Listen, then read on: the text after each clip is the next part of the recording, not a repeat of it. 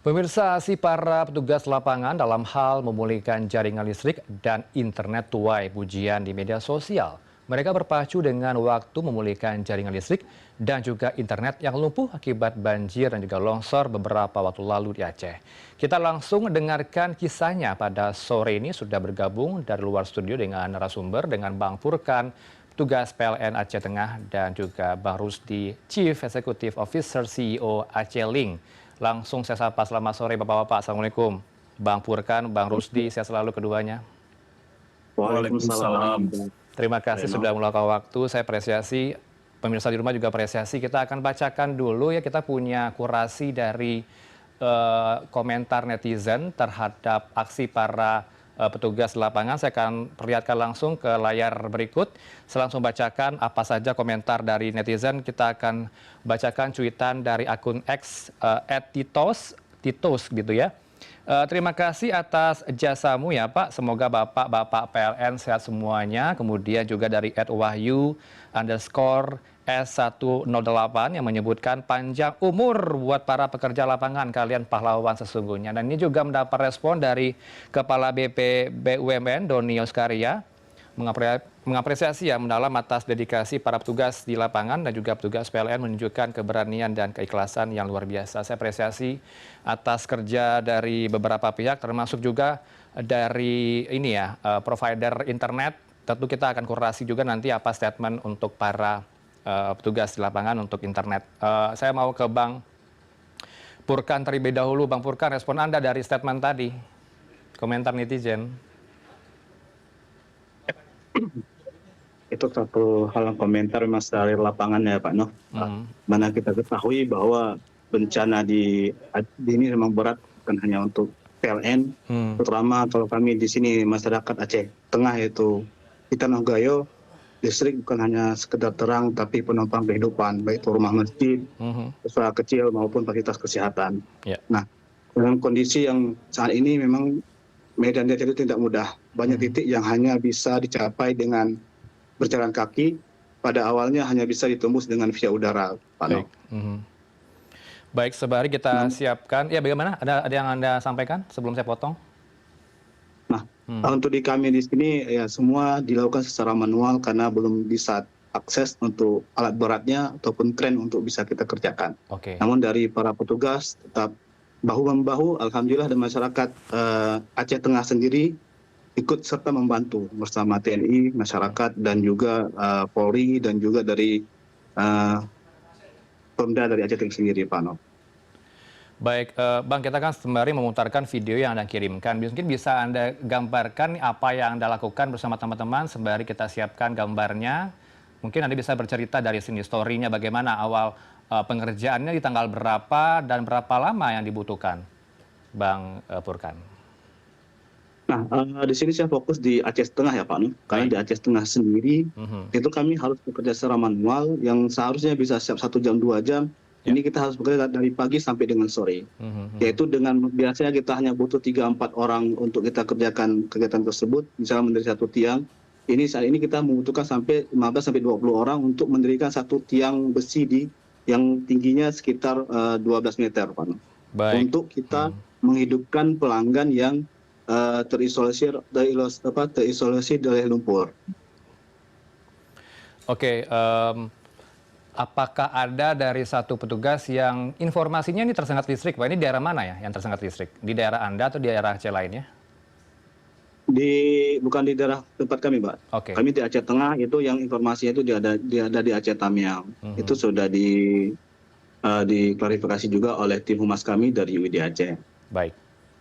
Saya mau bergeser ya. Tadi kan ceritanya dari PLN. Kalau dari Aceh Link, bagaimana nih provider internet sejauh ini pemulihannya sudah 100% kah di Aceh, Bang Rusdi?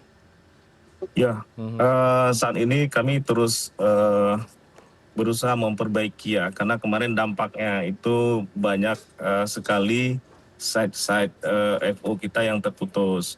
Jadi petugas sekarang 24 jam bekerja untuk memperbaiki infrastruktur FO yang terdampak itu.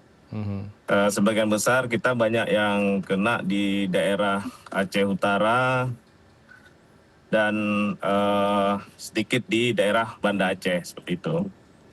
Oke, ada berapa pelanggan yang terkena dampak dari bencana kemarin, Bang Rusdi? Kalau kebanyakan kami, pelanggan kami ini yang banyak terdampaknya di Aceh Utara, Baik. itu di pedalaman, seperti di Baktia, Kecamatan Baktia, Jambu Air, Langkahan, dan juga ada di daerah Cotgiri, seperti itu. Baik, apa tantangannya kemudian di lapangan yang ditemui oleh teman-teman, Bang Rusdi? Akses mungkin Yang cukup ekstrim yang gitu ya? Mhm.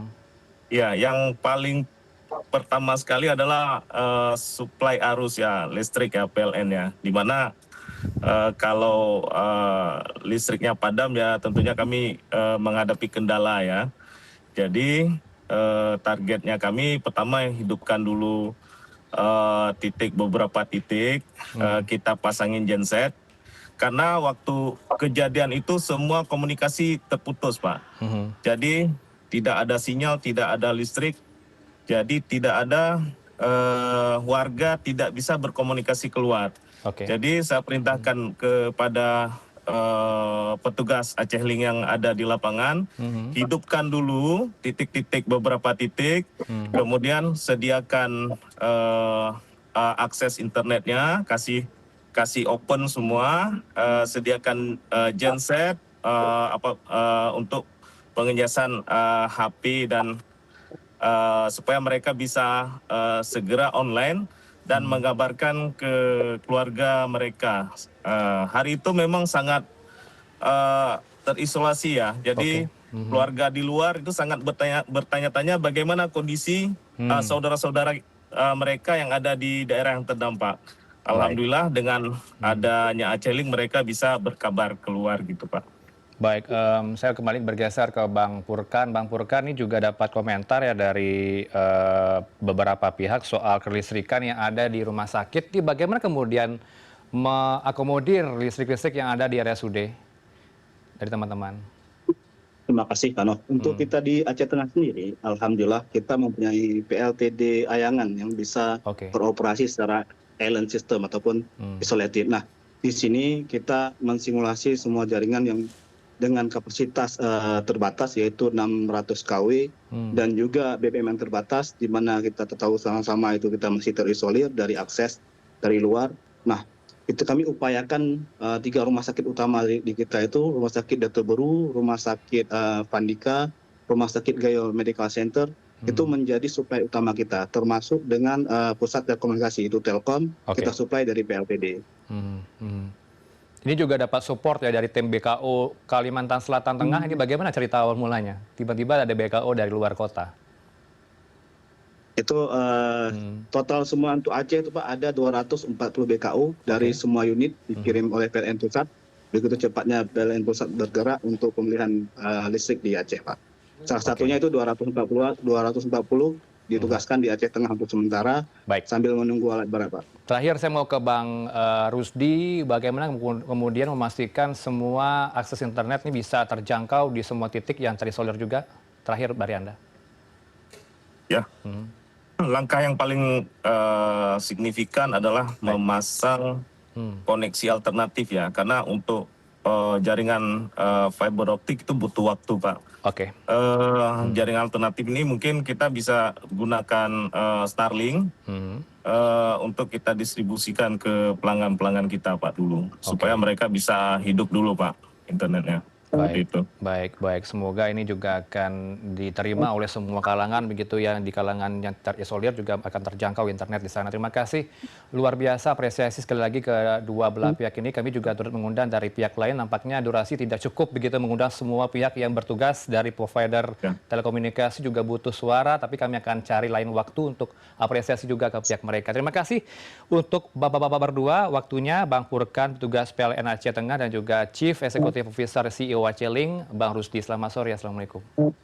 Waalaikumsalam. Waalaikumsalam.